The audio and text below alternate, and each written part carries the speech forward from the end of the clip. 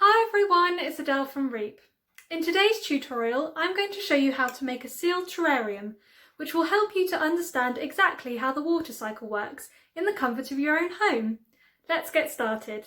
For this activity, you will need a lidded glass container with an airtight seal, some small stones, fine gravel, soil, activated charcoal, and some small plants which like humid environments. I've chosen Adiantum, commonly known as maidenhair, and Pilia glauca, also known as aquamarine. Start by adding a layer of drainage stones to the bottom of your container. Next, add a layer of activated charcoal. This will prevent the plant roots from rotting if there's too much moisture.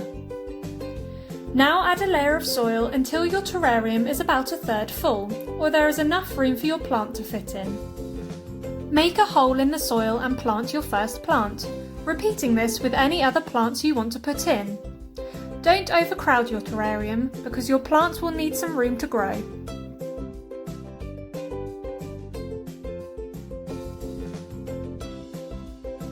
You can now add a fine layer of gravel to decorate the top of the soil, like I'm doing here.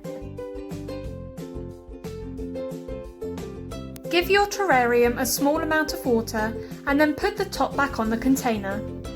Place it somewhere bright like a windowsill.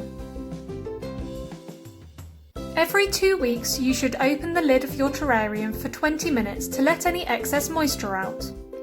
Do this more frequently if you haven't been able to use activated charcoal. If you notice that the plant is starting to droop, give it another small drink of water using an old spray bottle. Keep an eye on your terrarium over the coming weeks and see if you can see the water condensing on the walls of your container and then falling as rain onto your plant. As always, share any photos with us at REEP by tagging us on Instagram and Facebook. Bye!